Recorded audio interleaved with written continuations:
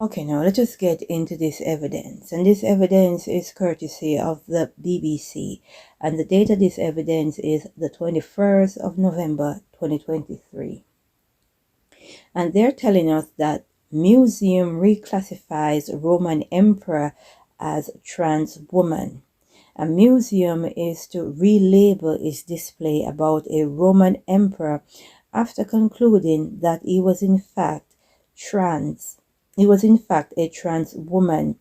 North Hertfordshire Museum will now refer to Emperor Elagabalus with the female pronouns of she and her. It comes after classical texts claim the emperor once said, "Call me not Lord, for I am a lady." No, I'll be reading some notes that I've made from history about Elagabalus, right?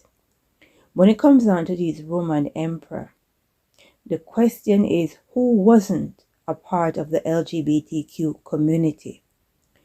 No, the boy Elagabalus was identified with the ancient god Baal, who was worshipped locally as the sun god El-Gabal.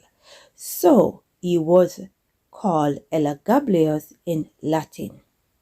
In the name of the sun god Elagabal, Elagabalus worshipped the phallus, both symbolically and day-to-day life.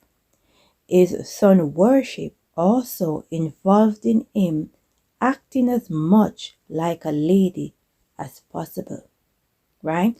And this involved worshipping an ancient fallen angel, right? Ancient god, fallen angel, Baal. And it involves a man acting as much like a lady. So right there, they're giving us a connection with homosexuality and these fallen angels. That is what history is giving, not me, right? This is part of history. Because he worshiped the sun god, the requirement as part of the worship, he act as much like a lady as possible. I'm not making it up. No, it is said as a prince who embedded pleasure through all the cavities of his body. So you get a clear understanding of what this emperor was all about, right? This young prince. He wore a crown on his head and a semi-transparent purple and gold tunic whose fine silk texture clung closely to his body and swayed by his movement, revealed more than it obscured.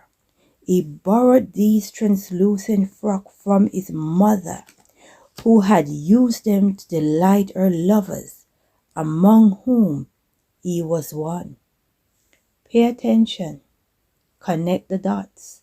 What was going on in ancient Rome? So he's not only into same sex, he's also into incest, as history is telling us, right? Now, the temple of Baal contained a large black stone, a phallus, which they said had fallen from above.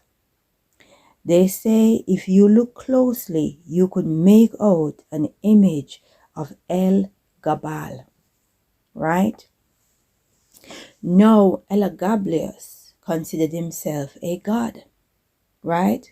Now, as a god, he was supposed to embody both the male and female in one single divine being. He had the body of a boy and effeminate in appearance, even though he thought of himself as a girl. And history tells us that this emperor was exceptionally beautiful, right? Let us continue. Herodian said Elagabalus had no wish to sin in secret. He appeared in public with his eyes made up and rouged cheeks.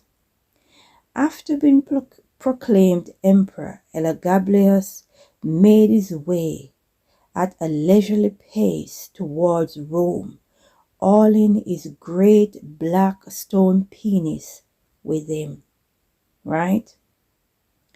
When he turned up in Rome, he wore his see-through purple robe and was smothered with jewelry, a gem-laden tiara on his head. Great chains of pearls hung around his neck, and costly bracelet graced his arms, and with cheek rouge and his eyebrow penciled. This was the new ruler of the world. Pay keen attention, right? To who is the ruler of the world, right? The God he served, what he stands for, and what he worshipped. Pay keen attention. This ruler, new ruler of the world, was into Baal worship, sun worship. He was into same sex. History is telling us this. So we have history connecting, right, the LGBTQ community, or should I say same sex, with these fallen angels.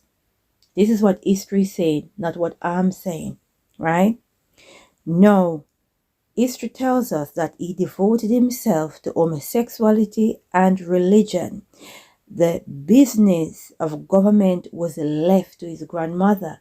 So he was very much into this homosexual lifestyle, because history again tells us he used to prostitute himself, right?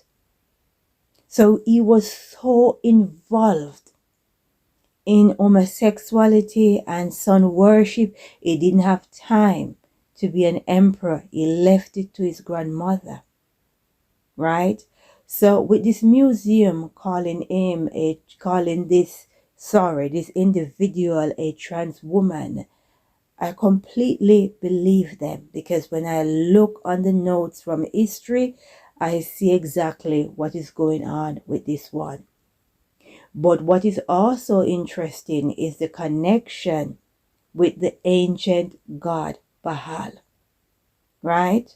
And the requirement when you are serving Baal to act as much like a female, right? People, there's a whole lot more to this homosexuality, LGBTQ, right? We need to pay keen attention and do our research. We have history connecting it to the ancient gods, to the fallen angels. Why? Why? Right? Understand what is going on. We are in a spiritual war. Things are not what it seems. We need to seek the face of the Most High. Let us pray and say, glory be to the Most High.